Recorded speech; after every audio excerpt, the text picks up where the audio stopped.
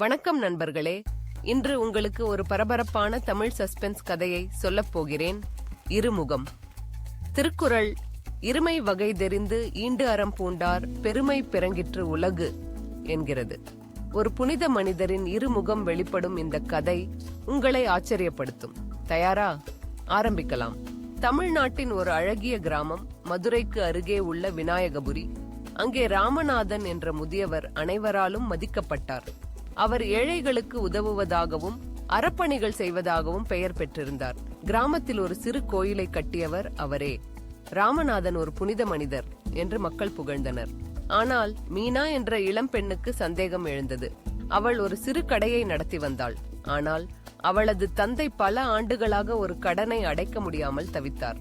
ராமநாதன் அவர்களிடம் இருந்து வட்டிக்கு பணம் கடன் கொடுத்து அவர்களை அடிமையாக்குகிறார் என்று அவள் தந்தை ஒரு நாள் முணுமுணுத்தார். மீனா ஆராய முடிவு செய்தாள். ஒரு நாள் ராமநாதனின் வீட்டிற்கு அருகே ஒரு பழைய புத்தகம் கிடைத்தது. அது ஒரு கணக்கு புத்தகம். அதில் ஏழைகளிடமிருந்து பறிக்கப்பட்ட பணம், வட்டி விகிதங்கள் மற்றும் ராமநாதனின் ரகசிய சொத்துக்கள் பற்றிய விவரங்கள் இருந்தன. இவர் ஒரு புனித மனிதரா அல்லது ஒரு மோசடிக்காரரா என்று மீனா திகைத்தாள். மீனா ரகசியமாக ஆதாரங்களை சேகரிக்க ஆரம்பித்தாள். அவள் ராமநாதனின் உதவியாளர்களை பின்தொடர்ந்து அவர்கள் இரவில் ஒரு பழைய கிடங்கில் சந்திப்பதை கண்டாள். அங்கே அவர்கள் ஏழைகளிடம் இருந்து பறித்த பணத்தை பிரித்து ராமநாதனுக்கு கொடுத்தனர். மீனா ஒரு சிறு ஒளிப்பதிவு கருவியை பயன்படுத்தி அவர்களது பேச்சை பதிவு செய்தாள். ஆனால் ஒரு இரவு ராமநாதன் அவளை பிடித்துவிட்டார். "நீ என்ன செய்கிறாய் பெண்ணே?" என்று அவர் கோபமாக கேட்டார். "உன் தந்தையின் கடனை இரட்டிப்பாக்கி விடுவேன்.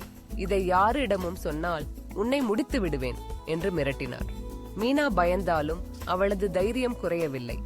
உண்மை வெளியே வரும் என்று அவள் மனதில் உறுதி எடுத்தாள். மீனா கிராம மக்களை ஒரு சந்திப்புக்கு அழைத்தாள். "ராமநாதன் உங்களை ஏமாற்றுகிறார். அவர் ஒரு புனித மனிதர் இல்லை, ஒரு வட்டிக்கு கடன் கொடுக்கும் மோசடிக்காரர்" என்று அவள் அறிவித்து கணக்கு புத்தகம் மற்றும் ஒளிப்பதிவை மக்களுக்கு காட்டினாள். "ராமநாதன் உங்களை ஏமாற்றுகிறார். அவர் ஒரு புனித மனிதர் இல்லை, ஒரு வட்டிக்கு கடன் கொடுக்கும் மோசடிக்காரர்" என்று அவள் அறிவித்து கணக்கு புத்தகம் மற்றும் ஒளிப்பதிவை மக்களுக்கு காட்டினாள். மக்கள் ராமநாதனை சூழ்ந்து அவரது சொத்துக்களை பறிமுதல் செய்து ஏழைகளுக்கு பகிர்ந்து கொடுத்தனர். ராமநாதன் கிராமத்தை விட்டு விரட்டப்பட்டார். மீனாவின் தைரியம் மக்களுக்கு நியாயத்தை திருப்பி தந்தது. இந்த கதையின் நீதி: இருமுகம் கொண்டவர்களின் பெருமை நிலைக்காது.